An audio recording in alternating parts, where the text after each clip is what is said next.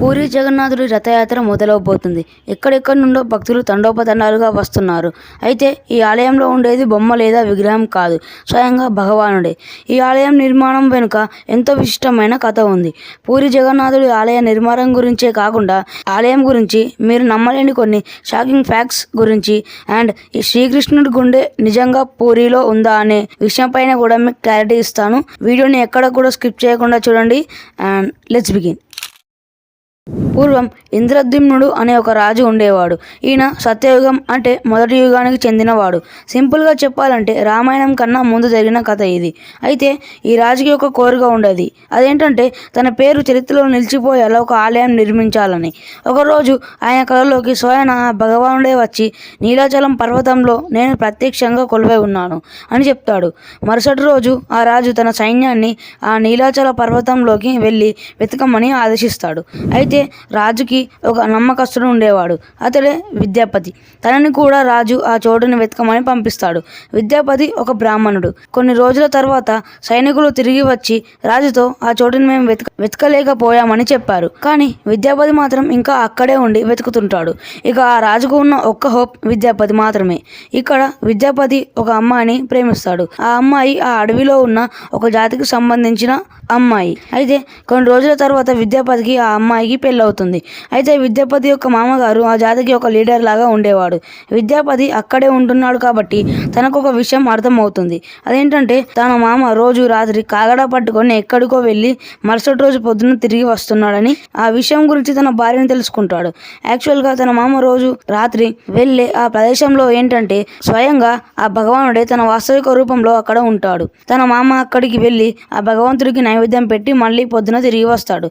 ఇక విద్యాపతి తన మామని అక్కడికి తీసుకువెళ్ళమని కోరుతాడు. దానికి తన మామ విద్యాపతిని అక్కడికి తీసుకువెళ్తాడు, కానీ కళ్ళకి గంతలు కట్టి. దాని తర్వాత ఇంద్రద్యుమ్నుడు విద్యాపతి ద్వారా ఈ విషయం తెలుసుకుంటాడు. తన సైన్యంతో పాటు అక్కడికి వస్తాడు. కానీ ఆ రాజుకి అక్కడ భగవానుడు కనిపించడు. దాంతో రాజు నిరాశ పడతాడు. మళ్ళీ ఆ రాజుగారిలోకి భగవంతుడు వచ్చి చక్రతీర్థం అనే ప్రదేశం దగ్గరున్న ఒక నదిలో ఒక మొద్దు అంటే దుంగ తేలుతూ ఉంటుంది. ఆ చెక్కతో నా విగ్రహాన్ని తయారు చేసి పెట్టు అని అంటాడు.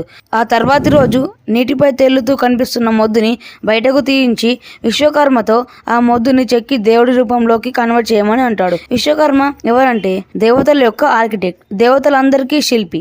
అయితే దానికి ఒప్పుకున్న విశ్వకర్మ ఒక షరతు పెడతాడు. అదేంటంటే నన్ను ఒక గదిలో పెట్టి బంధించండి, నన్ను ఎవరు డిస్టర్బ్ చేయకూడదు, స్వయంగా నేనే పని పూర్తయ్యాక పిలుస్తాను, అప్పటిదాకా ఎవరు లోపలికి రాకండి అంటూ తన షరతు గురించి రాజుకు వివరిస్తాడు. ఇంకా విశ్వకర్మ అన్నట్టే రాజు తనని ఒక గదిలో పెట్టి బంధిస్తాడు. ఎన్ని రోజులైనా విశ్వకర్మ బయటికి రాకపోయేసరికి రాజు తన భార్యతో వెళ్లి గదిని తెరుస్తాడు. అంతే, విశ్వకర్మ అక్కడి నుండి మాయమవుతాడు.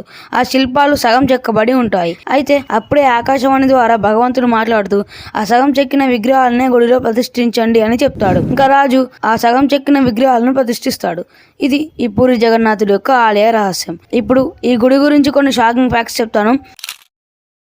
ఈ ఆలయంలో ఉన్న భగవంతుడి విగ్రహాలు సగం విగ్రహాలు మాత్రమేనని మీకు చెప్పాను కదా. ప్రతిరోజు పూరి జగన్నాథుడి ఆలయాన్ని దర్శించుకోవడానికి వచ్చే భక్తులకు సరిపోయేటట్లుగా ప్రసాదాన్ని వండుతారు. సరిగ్గా అందరికీ సరిపోయేటట్లు వండుతారు. అది కూడా ఒకరికి ఎక్కువ తక్కువ కాకుండా. కొంచెం కూడా ప్రసాదం వేస్ట్ అవ్వదు. పూరిలో ఉండే విగ్రహాలు 3. మొదటిది శ్రీకృష్ణుడిది, రెండవది బలరాముడిది, మూడవది సుభద్రది. వీళ్ళు ముగ్గురు అన్నా చెల్లెళ్ళు. అండ్ ఇంకొక క్రేజీ ఫ్యాక్ట్ ఏంటంటే ప్రతి సంవత్సరం 108 కలశాలతో 3 విగ్రహాలకు చల్లీళ్లతో స్నానం చేయిస్తారు.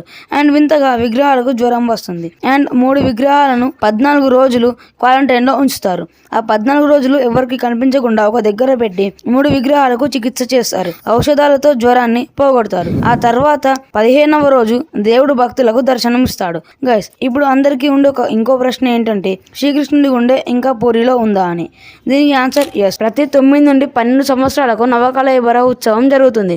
అప్పుడు ఒక వృద్ధుడు దేవుడి గదిలోకి వెళ్ళి పాత విగ్రహంలో ఉన్న బ్రహ్మ పదార్థం అంటే శ్రీకృష్ణుడి గుండెని కొత్త విగ్రహంలోకి మారుస్తాడు. ఇది నిజం. అండ్ గైస్, ఈ వీడియో ఇంతటితో సమాప్తం. ఆల్మోస్ట్ అన్ని టాపిక్స్ ని ఈ వీడియోలో కవర్ చేశానని అనుకుంటున్నాను. అండ్ మీ డౌట్స్ అన్ని క్లియర్ అయ్యే ఉంటాయి. ప్రతి ఒక్కరు కామెంట్స్ లో జై జగన్నాథ్ అని కామెంట్ చేయండి. ఈ వీడియో నచ్చితేనే లైక్ చేసి మన ఛానల్ సబ్స్క్రైబ్ చేసుకొని పక్కనున్న బెల్ ఐకాన్ ని ఆలోచనలో సెట్ చేసుకోండి. మీ ఫ్రెండ్స్ కి ఈ వీడియో షేర్ చేసి పక్క జై జగన్నాథ్ అని కామెంట్ చేయడం మాత్రం మర్చిపోకండి.